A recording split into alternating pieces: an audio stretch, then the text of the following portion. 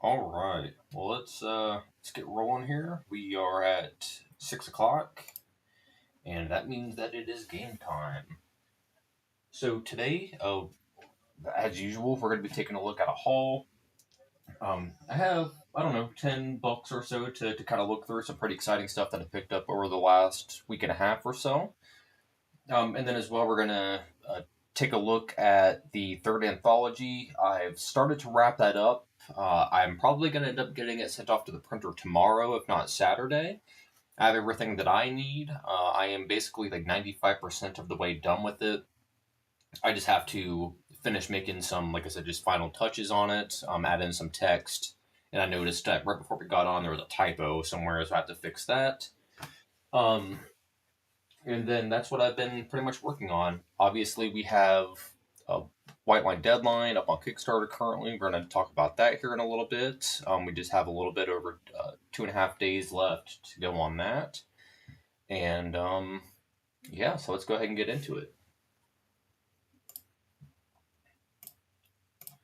All right, so like I said, a White Line Deadline is currently up on Kickstarter. A link is in the chat currently. If you wanted to go over there and send your support, that would be awesome. As you can see, we've been fully funded now for about a week or so. Slowly and slowly been climbing, and I think that we're going to get more people to jump on the last 2 days once Kickstarter starts sending out those emails out to people that were the pre-backers and haven't backed it yet. And then as well, it pushes it out to more people, like on the home pages, so on and so forth, so they can get eyeballs on it. Like I had said previously, this book is like 90%, 95% of the way done. The whole thing's drawn, lettered, scanned in, designed. It's literally just I am waiting for this campaign to finish, get the funding, put in the final touches on it in terms of like putting names in the book, that sort of thing. Need to wait on the backer list to do that. And then that's it. I'm going to be sending it off to the printer. So I hope to have this thing off to the printer by like late November-ish, I want to say. And then generally it's like 3 weeks or so for printing, and then I'm going to start fulfilling from there. So I'm kind of thinking like late December is probably when I'm going to start doing fulfillment on the book. The third anthology is currently a add-on on the Kickstarter, so if you want to pick that up, I have it on there as a discount for $3. And that's exclusive to Kickstarter. After the campaign ends, we're going to be sending it over just my website, and then as well the other cartoonists that were in the book. They're going to have copies that they're going to be selling on their end. But yeah, after the campaign's over, the book is going to be jumping to the normal price at $5. So yeah, just good stuff here. I've been slowly adding more and more add-ons onto this. I think I'm pretty much done with doing that at this point. I've put up a bunch of original art, so if you guys are into that, be sure to hop on there. I pulled basically everything that's out of my portfolio except for a handful of things to put on there to sell. Sold the cover, sold a Kira drawing, sold a space sort of like thematic drawing that I did a little while back. So there's plenty. I got the Ken Stein pages up there. I have the Japan X pages up there. But yeah, I don't feel comfortable selling my White Line pages yet. I think once number 2, when we roll around to that, I'm going to have the pages to the first one available to sell. All right, so this is the cover for the third anthology. I've shared this. I've done some edits to it and whatnot. So this is cover done by Mark Uttenberger. He is just a badass cartoonist. I really don't know what else to say about him. He's a really good dude as well. Fine Canadian fellow. He did the back cover for number 2, which I have sitting right beside me here. So I was using this for reference, kind of just looking at what I've done previously and trying to make improvements to that. And then as well, just kind of like looking at the overall design to try to keep it, the same across all the books. I did the same thing for the first one. Try to give them their own aesthetic. And this is going to be the back cover. So this is by Philip Hudson, and he's also a good dude. He actually hooked me up today with something.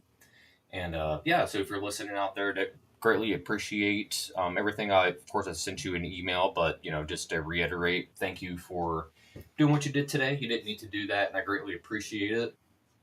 But yes, this is a full underground issue. There's like a handful of stories in there that aren't like undergroundy, if that makes sense. They're still definitely alternative, which fits in with the with the anthology. But there's two or three stories in this book, and this thing's gonna be 45 pages, so it's a big thick boy. Because I did 10 pages, a couple other people did 10 pages, and a couple of singles and whatnot. There's a couple of things in here that it's like I absolutely cannot show it on YouTube. So if you guys are into R. and Johnny Ryan, that sort of thing, like this is going to be like the perfect book for you. Highly recommend to get it. Like I said, this is an add-on on the Kickstarter currently. I put a dedication in here thing to Sean. Sean's been helping me out just immensely the past year. He's the first like professional cartoonist, comic artist, whatever you want to say, that's like taken me seriously. Because as you guys know, it's like when you're trying to get your foot into the door, like you're spamming samples out there, you're spamming emails out there, just trying to get your foot in the door, just kind of make your name known. And Sean is the first person that bounced back to me, and we had a conversation back and forth for a good while. And anytime I need like business advice, Kickstarter advice, so on and so forth, like he's always there for me. So had to put a dedication in here to Sean. He doesn't know that it's in here. I was working with the producer of Ink Pulp, Jamie. I'm kind of chatting back with him back and forth. I'm like, hey, do you like this? Do you think you'd be cool with this? And then as well, getting like photos that aren't just generic things that you would find on like YouTube and whatnot. So he sent me some high res screenshots of. And same thing with this right here. This is the uh, Phil Hudson that had done that. I'm kind of like a Star Wars homage pinup that he had done. He did the back cover, and then as well, he did this drawing here. So one of the things that I need to do is like put in, who this is down here. So you can see I did it over here, but I haven't gotten around to finishing it up yet. To label who that is.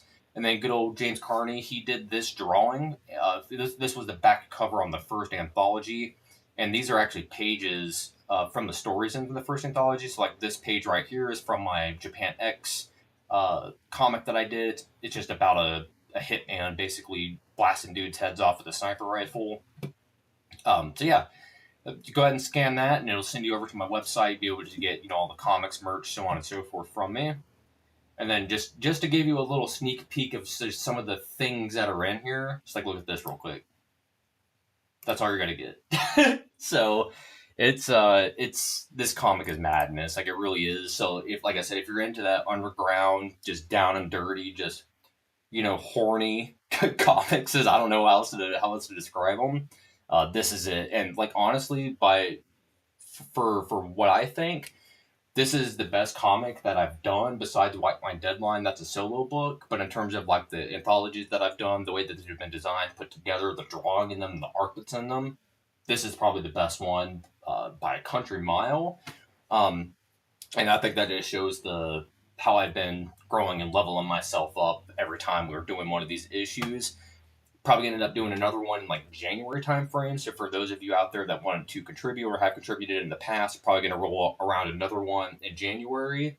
Because right after this, and I send off a white line to the printer, I'm going to start doing or finishing up the second issue. Like I have the second issue of White Line covers currently sitting on my desk, and it's like 75-80% done. I started screen toning it last night. The thing's been penciled, it's been inked.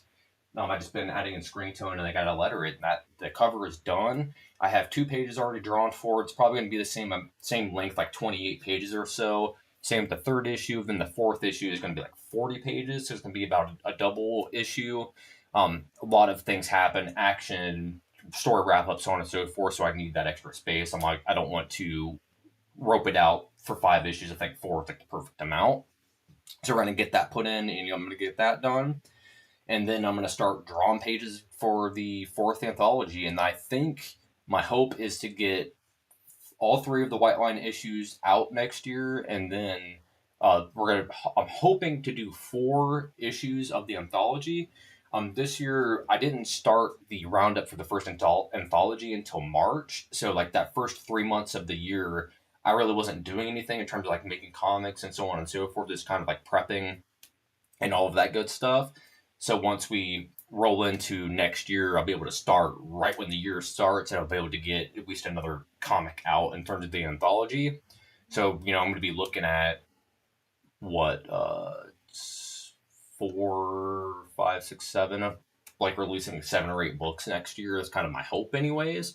Now this year I've done 5 already. So just kind of put into perspective and then add another 3 months on top of that, I think I can crank out another book or two. So just at the rate that I work, I get about a page done a day, if not every other day. So I'm a workhorse. All right, let's go ahead and get into looking at some comics here. Get the chat pulled up real quick.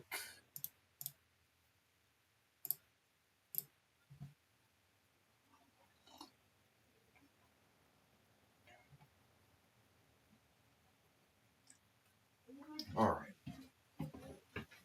So I have a pretty good haul here for us. One of the comics I'm going to wait until last to show because it was the granddaddy of the haul that I have this week. And speaking of granddaddies, let's talk about Grand Design. So I have all the treasuries for this, and I've slowly been like getting the single issues. They're kind of a pain in the ass to find, and this was the first time I've seen the Cyclops variant of this book. Picked it up from West Coast Dave. Shout out to Dave. I mean, what else can you say about these books? I'm not even going to exaggerate. I think that the Grand Design is probably the best X-Men comic, besides Weapon X, if you would want to consider that an X-Men comic. But this is definitely my favorite X-Men comic.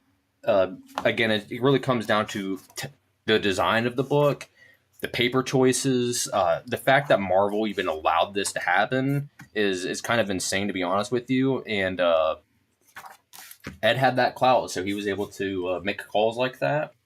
But yeah, absolutely love it. If you guys haven't checked out Grand Design, highly recommend to grab it. And then of course you get it in the treasuries. That's the way to do this. But like I said, I've slowly just been collecting up the single issues because it said. So what else are you gonna do?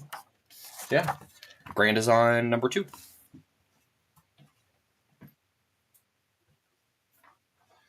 This is something fun that I just wanted to add to my collection. I have no prior or owned any Labyrinth books. Of course, seen the movie a million times. My boy Hoggle here. Um, I picked this up from West Coast Dave, and I think this was a free book because I had purchased a couple of books from him, and it's like you buy 3 get 1 free. This happened to be one of the freebies, but I flipped through this beforehand, and wow, this laser tag ad is pretty cool actually. One of the things that's fallen away to time is like illustrated ads. Kind of sad, but it's true. You don't see them that much very often like this. Like this used to be something that used to be able to get hired to do in comics, and an advertisement is you get hired on and you're gonna make some ads for some gummy bears, and those dudes that would do those ads, they would get paid, and that's where a vast majority of their money would come from. And comics was kind of supplemental to that. But yeah, going here through the bog of eternal stench. Unironically, that's what I call my cat because he is stinky. Of course, some Frank Miller goodness there on the Wolverine. But yeah, I was actually pretty impressed. Like I said, I flipped through this right before the stream just to kind of give it a look, and I thought it would look pretty cool. I think that the colors could be a little more vibrant in it, but I honestly think that they've just fallen from time, unfortunately, the vibrancy on it. Illustrations look cool, and it's pretty close to the movie. I mean, this never happened in the movie, I don't think, but from what I remember. But yeah, it's just good shit, man. Good old Labyrinth. David Bowie and his cod piece in that movie. But yeah, shout out to Jim Henson. I did some dollar bin diving, and this was one of the ones I pulled up out of the dollar bin. It's called Delta 10, and this is one of those books that you see and you're like, all right, this has to be some shit just by looking at the cover. It's a big lady towering over skyscrapers and a helicopter here blasting into her kneecap. So it's like, what is this? I have to buy this. It's one of those books, and to be honest with you, it did not disappoint. Then I was telling my girlfriend Allison, I was like, the this is one of those books that you hope to find in the dollar bins, because you guys know how it is. Like the dollar bins are very much a crapshoot. I don't know if you're gonna find anything good, especially on the interior pages. But these spaces have that outlaw look. So it's like, okay, we're in now. Got some bad ladies and some high heel boots. It's like, what cop have you seen wearing a skirt like that? But hey, can't complain. But yeah, it's just like, oh, here's a dude about to sniper and gunning dudes down in this convenience store. I don't know, man. Like I said, it's like this is just like look at this guy here. Like this is like the most outlaw dude you've ever seen. Just guy with sunglasses and a revolver. And if you know what I'm talking about when I say like outlaw faces, it's just like these dudes like Ben Mara and those kind of guys. It's like they all draw faces like this, so that's why I call them outlaw faces. But yeah, this was honestly a really cool book. I read through it, and I might try to hunt some more of this down. There's nothing that was like super graphic or like bloody or anything, but it's definitely a very interesting idea, and I would categorize this as like an outlaw Batgirl comic, you know? So if you're into that, like look at this guy here. This dude. Just, like I said, outlaw face, the whole bit, sunglasses. But yeah, good stuff. Just guns this dude down right here. And that's all you need is just like the bullet hitting this radio. Good stuff. Good old dollar bin find. I don't think it said who this artist was in here, unfortunately. I don't think it's credited to anybody. Mark Murdersoin, Marderosian, from 1987. So this is like right at that boom. I guess I'll go ahead and pull this out. I wasn't going to because I figured a bunch of people have already seen this before, but nonetheless, good old dollar bin find again. I have all of these issues. I also have the whole omnibus that they had put out a couple years ago. But it's one of those things like you see comics like this in a dollar bin, you shouldn't pass them up because it's like these are probably worth more than $1. And it's one of those things that like, hey, I got my buddy John who doesn't get exposed to a lot of this kind of stuff, these kind of comics. So it's like I got to do my due diligence and school the man up a little bit, show him some of that weird shit. I recently gave him like Hard Boiled, Red Room. Can't remember what else I gave off to him, but yeah, it kind of blew his mind a little bit. And this is something that you don't see in comics anymore, like this just wild ass art. So shout out to Keith Giffen and Alan Grant's on this. Yep, it's good shit, man. Cannot complain. It's pretty wild. I think that the first 5 issues that Bisley did is like the strongest Lobo stuff, and my favorite stuff is the last Kazarizian or whatever it's called. But this stuff is up there for me too. I think it's just wild to look at. I get why it didn't really hit and why it's not mainstream because it's probably the furthest thing from it.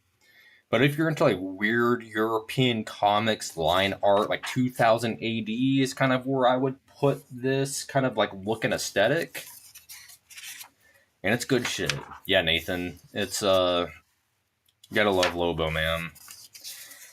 He's a character that like I'd never even heard of before, to be honest with you. And then the first Injustice game came out, 2013, 2014-ish, I want to say. and he was a character in that. I'm like, who the fuck is this guy?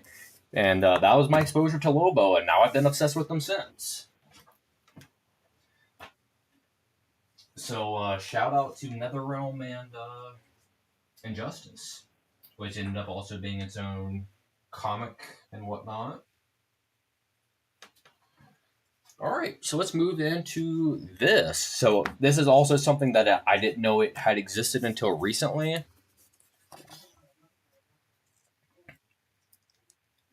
Yeah, Lobo is one of those books. Like this is what I was telling my friend. So one of my buddies from the Marine Corps really didn't have any interest in like reading comics, but of course, he saw all the Batman movies, all the Marvel movies, so on and so forth. So he's very like nerdy in that way. Can hold a conversation at least. Just not super encyclopedic on comics. Has never read them, but can hold a conversation with the comic guy. You know what I mean? And he's recently been getting into comic books, and he bought the last Ronin, and that was kind of like the thing that Turtles book, that was kind of the thing that got his foot into the door and starting to read comics and like comics more.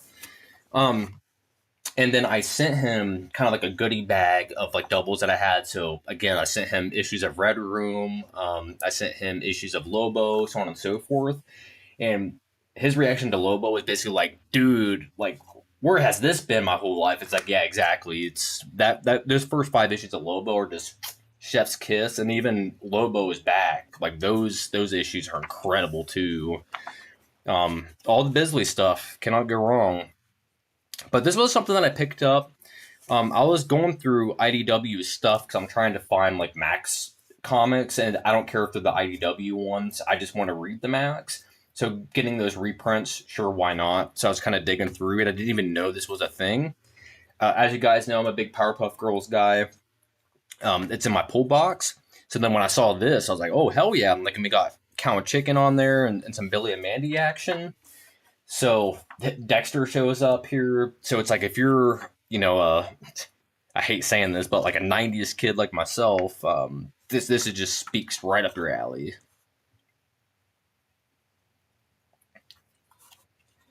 Yeah, these Cartoon Networks. So there's a bunch of really good Cartoon Network comics actually. So DC did a run, and it's called like Cartoon Network Presents, and basically they were like a bunch of short stories of just like Johnny Bravo's in some of them, Cow and Chicken, so on and so forth. And then eventually a lot of those, IPs or whatever, they got spun off into their own comics. But yeah, I didn't know this existed up until last week, and I dug a couple of them out. But there was a good chunk of them in the back issue bin. But they're going for like, I think I paid like $7 to $8 for this. Um, but yeah, Samurai Jack is crazy. There's also Samurai Jack comics. If you didn't know that, Nathan IDW also put those out, and Jenny, the creator of Dexter's Lab and whatever else he did, Primal, all that stuff. He's the writer on those books, and I think he did the cover on a majority of them. So it has that connection straight to him. Good old Super Cow. But they're actually very, very, very good comics. And like I said, the IDW published them. And so if you dig through like IDW sections, typically you can find them. I've never seen them in dollar bins or anything like that. They go for like $5 an issue, roughly, I want to say. But they're good shit. But yeah, this is it's a cool comic though.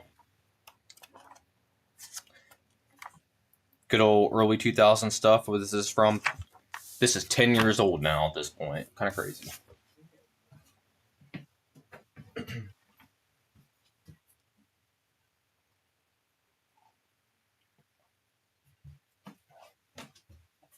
this out of the way. Another dollar bin find that I got.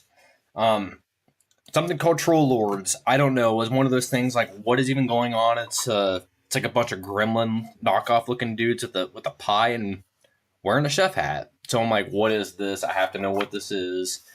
Um, is it like a spinoff on like Rock Lords? If you guys are toy collectors like me, like I go deep in toys. Rock Lords is a weird ass toy franchise from like the mid to late '80s into the early '90s.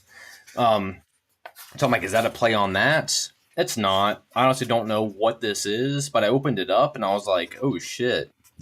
Like, this dude can draw. And that this is something that you typically don't see in dollar issue bins, for just good illustrations. It's one of the things that I love, especially about that previous dollar bin issue book that we were looking at. It's like I see a lot of myself in that sort of stuff, to where it's like the drawings are kind of wonky, but it's like there that you can tell what's going on, and that's what I love about dollar bin books and just the black and white explosion. But yeah, who did this? Paul frickin' Scott. Is that beater stat? So I don't know. Paul Frick apparently could draw his ass off. But yeah, I was like I said, I was super impressed with like the drawing in here. I have zero idea what the hell is going on story wise, because this is like what, the fourth issue in. Yeah. So it's just nonsense. But I was, like I said, I was pretty impressed by seeing it. The dudes were out here using screen tone and zips and everything. So aesthetically, it's just really impressive. Drawing solid. A lot of good techniques going on. Layouts are good. Page composition's good. So I guess if you guys see any troll lords out there in the dollar bins, I would recommend to pick them up, because there's some wild looking shit like this. What? I just realized this is Peter Laird. Drew that. Check that out. That's kind of wild. 1986. When did this come out? 1986. No shit. All right.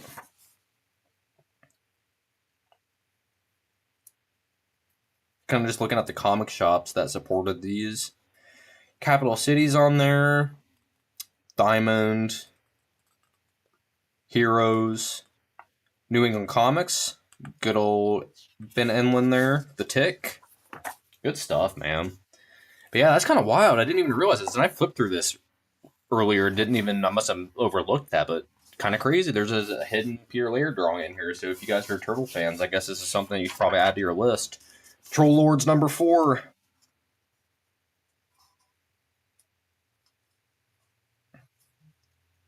What is this?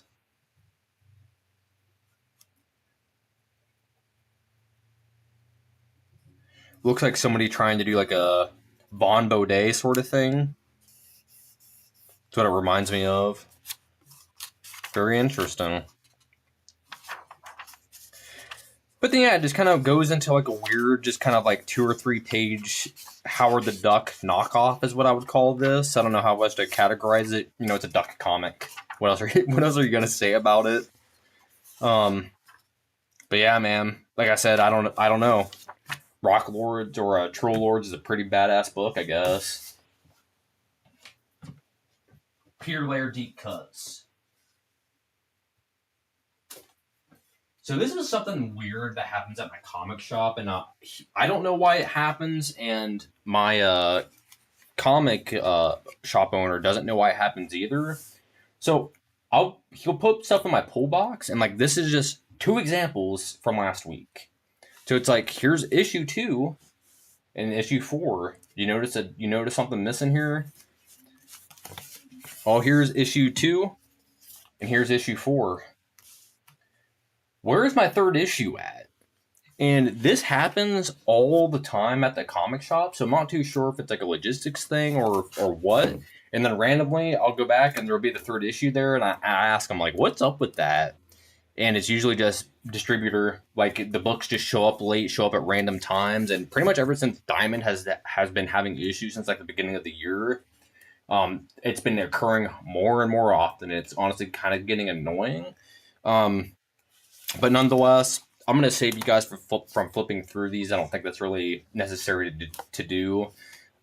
These Powerpuff Girls Thundercats comics, I honestly don't give a shit about Thundercats, but I'm a big Powerpuff Girls guy that we just have already established. But yeah, it's just, your good old comics of cartoons. Really don't know what else to say about it.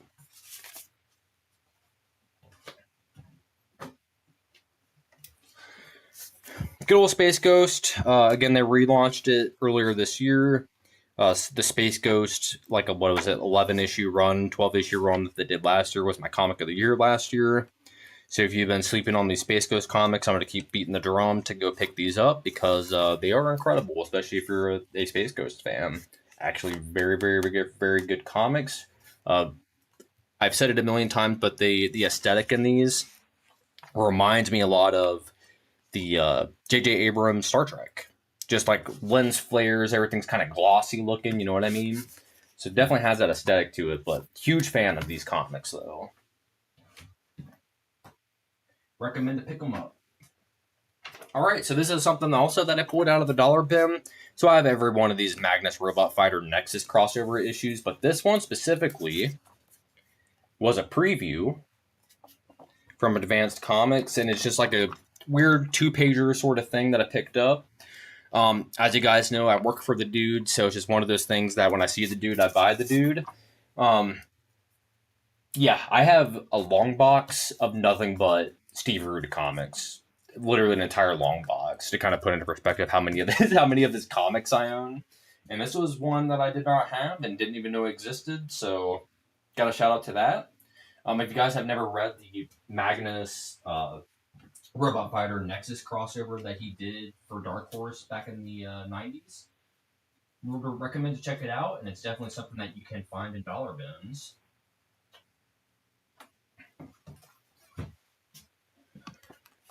All right, so Heavy Metal issue number 3. Apparently the Legacy, this is 323. They're just keeping along with that. The first issue of Heavy Metal that came out earlier this year was a fucking banger. Had Wayshak in there, had Jim Rugg in there. The second issue, Jim Mafu did the cover for it. So these dudes are really sending it, and I think that the group of guys that's putting together like the new Heavy Metal, because as you guys know, it's like they've relaunched it many times from different companies. It comes out, it doesn't do as good, it fails. Like they don't understand like what makes heavy metal. You know what I mean?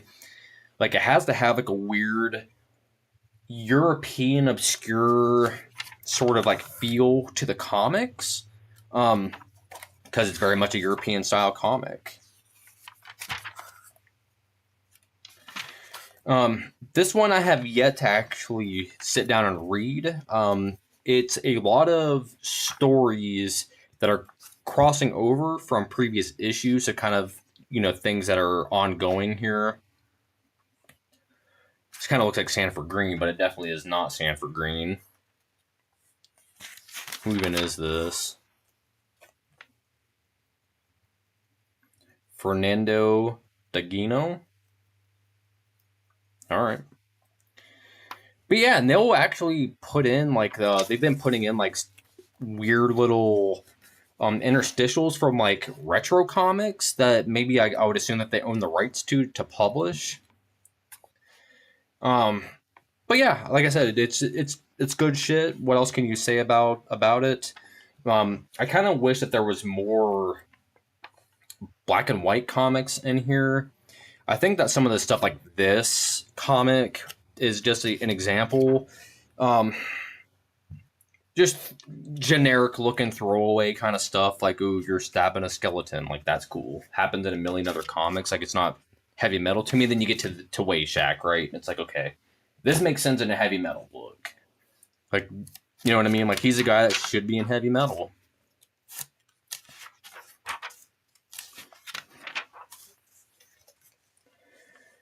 But yeah, so far, like I said, I've been pretty impressed with all of these issues. Like, this is something that should be in heavy metal for sure. Got some tiggle biddies hanging out.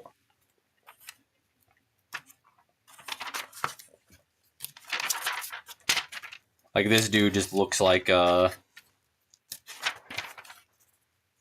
and Bane mixed together. It's like a thick boy Batman kind of look. But yeah, there's a lot of cool stuff in here. Can't wait to actually sit down and dig into it a little more to see what's going on. But I think, is this Tim Vigil? It is not. This might be Tim Vigil here. I think there's a Tim Vigil story in this somewhere. Him and David Quinn doing the deed.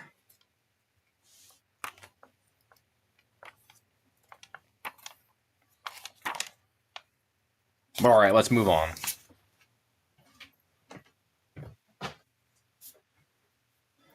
All right, so I'm a big Famous Monsters guy.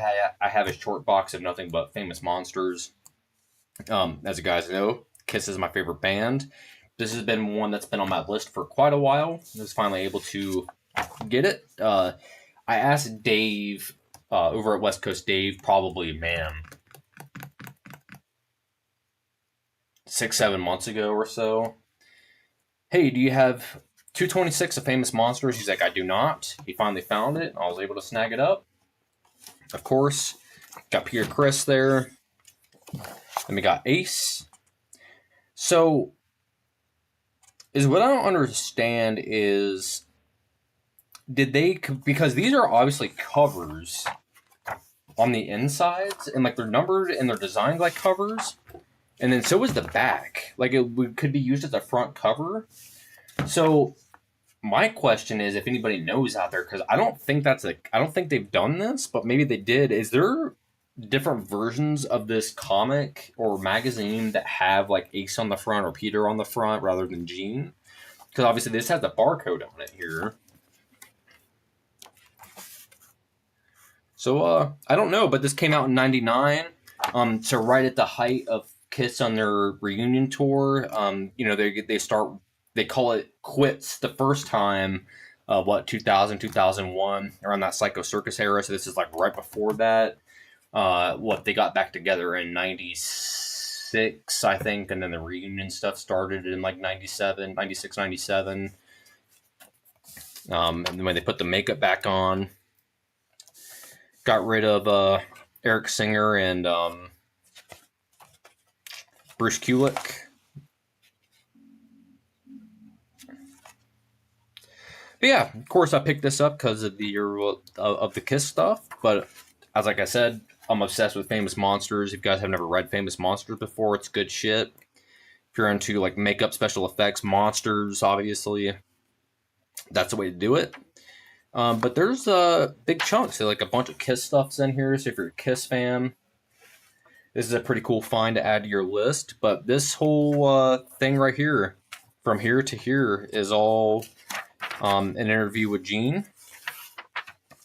And one of the things that I did not know, and I thought was pretty interesting, I knew that Gene liked comic books and whatnot when he was a kid, but I did not know that he was making his own comic books. So that was pretty interesting to see. Obviously, like he's done comic books, Kiss, and oh man, what's that one book that he does? Dominatrix, I think is what it's called. But yeah, check this out. Like here's a thing of Cheney that he did.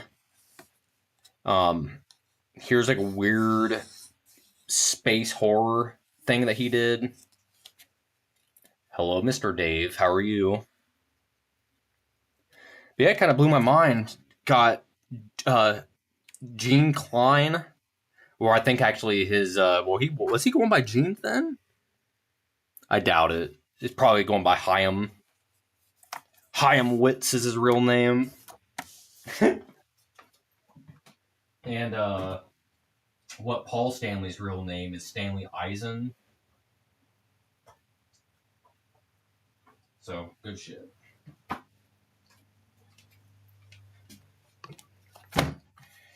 This is something that I had to purchase. I found it at Half Price Books for $14. It's something that I've been meaning to add to my collection, but have yet to do so. So I finally decided to grab it and pick it up. I have the majority of this stuff in single issues, but it's a pain in the ass continuously, pulling out the long boxes, searching through them to grab things that I want to look at for like reference material or just to like quick pick up and read. So having things like this put into a trade that I can just grab off a shelf real quick and go. It's kind of my preferred thing to do. I am actually going to acquire a spinner rack here very soon, so that way I can start putting books in there and have them readily accessible from my drawing desk, so I can kind of grab them to read, look at for reference material or what have you. But Dave, if you're still in the chat, because I don't think you were in here earlier, if you hunt this down in a dollar bin, it's Troll Lords, and it's issue number 4. We were looking through this earlier, and there was a random ass Peter Laird drawing in here. So that's probably something that I would add to your list if you're into turtles, obviously. But it's kind of a weird deep cut thing that I didn't know existed, and we were randomly flipping through here, and I'm like, oh shit, that is Peter Laird for sure. So, Rock Troll Lords number 4 got some turtle deep cut stuff in there. But yeah, well, I mean, what else can you say about the original Mirage Turtle stuff? Like, not only are they underground, outlaw-y sort of look with the duotone, screen tone look, black and white, down and dirty.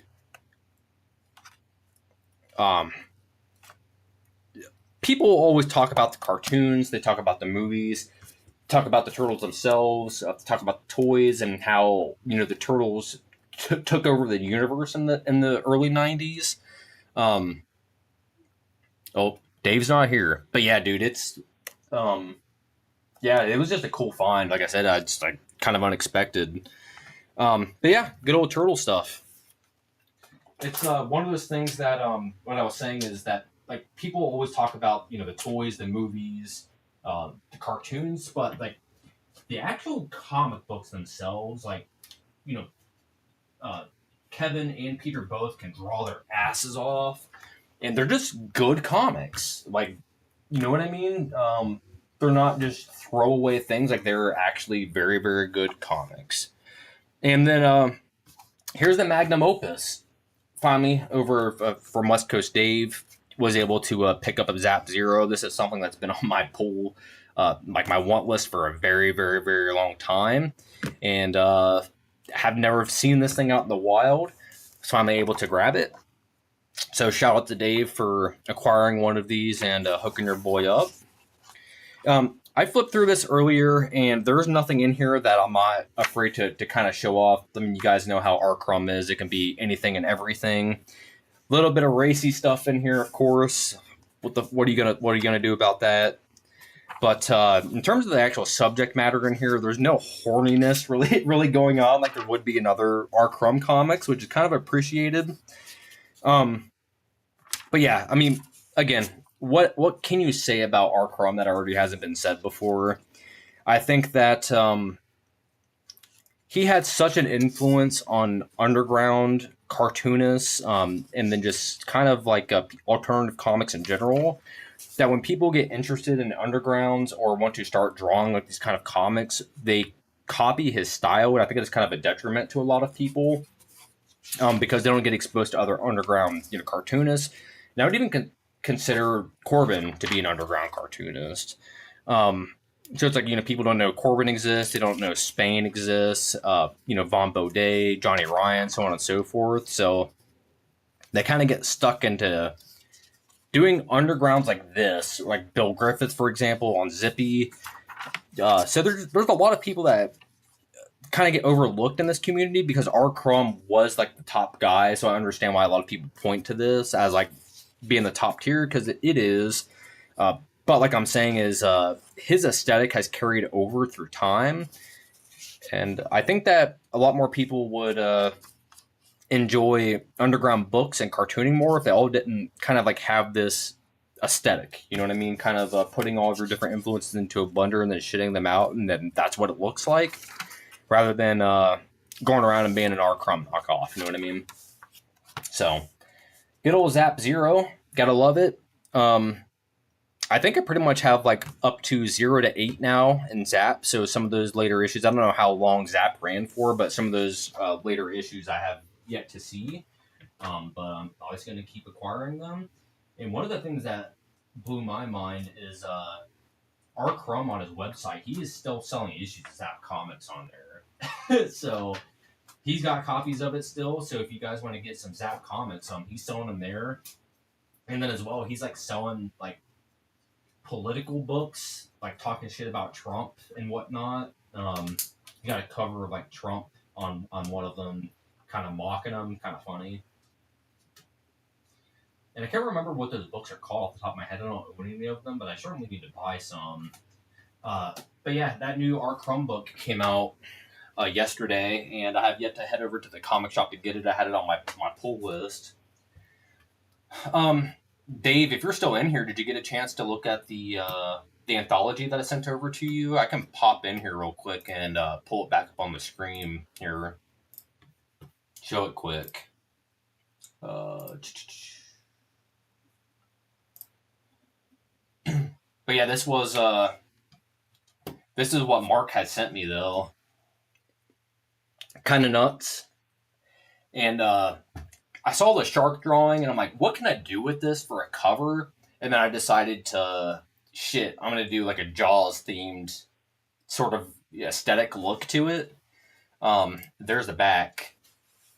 So grab some water textures, threw it in there, and that look kind of just carries through on the book. Of course, I did a dedication to Sean here because I had to. Dude sticks his neck out for me when he doesn't have to, and he absolutely does. I've been scheming with Jamie on this, so I have the approval to put it in the book through the back door. Jamie sent me a bunch of reference photos, a bunch of material that I can put in, and that was the photo that I selected. So, because like when I did it in the first issue with Ed, and I could put the picture of him in there, I reached out to Bobby and Justine, and I'm like asked like permission before I did that because I don't want to step on any toes or anything or do anything weird like that. So then this, I kind of wanted to be a surprise to Sean. So when he gets the book, because he's going to end up getting it through the Kickstarter, him and Jim both backed the Kickstarter, so they're both going to get copies of this. I was going to send it to them anyways, but they purchased it, so I'm going to send it. I guess I'm going to send it to them anyways. But man, I lost my train of thought. It's terrible. But yeah, well, I remember what I was gonna say. So Sean doesn't know that the dedication is in there yet, and Jamie thinks that like it's gonna Sean's just really gonna like it. So I can't wait for him to see that. And then of course got my background here, and it is Ed. So all right, let's pop back in here.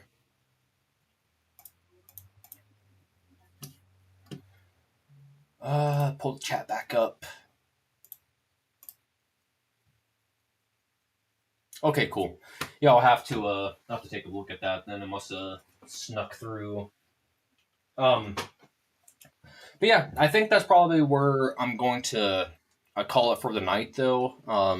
I have to finish doing this anthology. I just got to put in some text, and there was a typo right before we started that I noticed I got to correct. I have the cover for White Line Deadline #2 sitting on my desk currently. That's like 75%, 80% done. I have to basically just splatter some ink on it, put some lettering on it. That thing's done. I already have 2 pages done for it. I think that I'm going to be able to honestly get that thing drawn and done before the end of the year, and then rolling into next year, I'm probably going to do another Kickstarter for the second issue. I have plans to do a 4th anthology at the beginning of the year, so like January through February is probably going to be the deadline for that.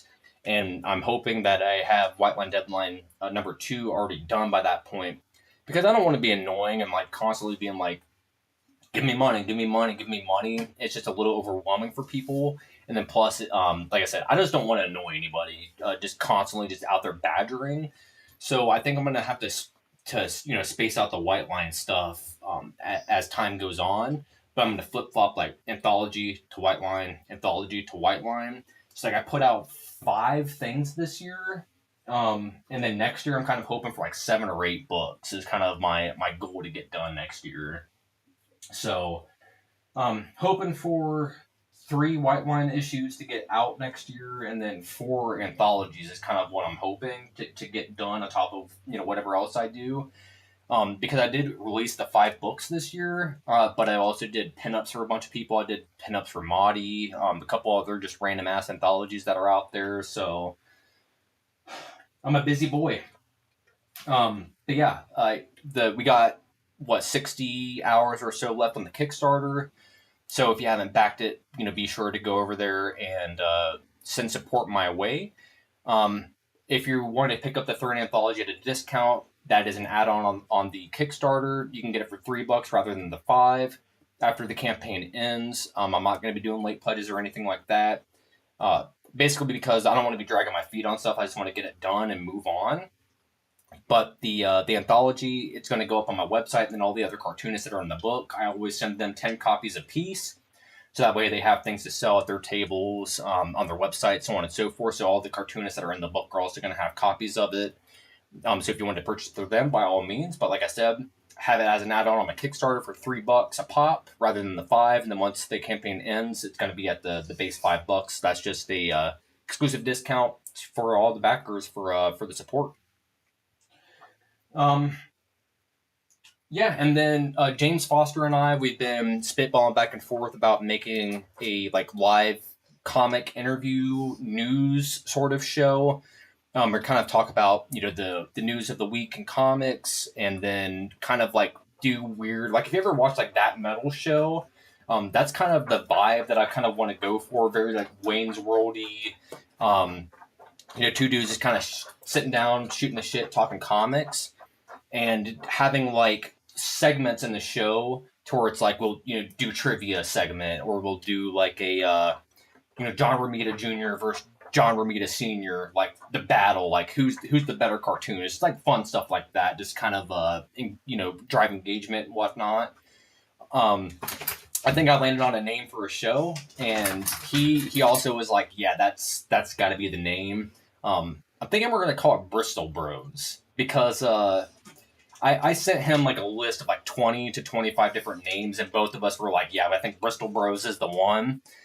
So that's probably what we're going to end up calling it. We plan on launching it in the next couple of weeks. So keep your eye out for that. But yeah, I think I'm going to take off for the night. I hope everybody has a good rest of the week. And I will see you after the campaign ends. I guess will be the next update. And I'll see you all next Thursday. Peace. Thanks, everyone.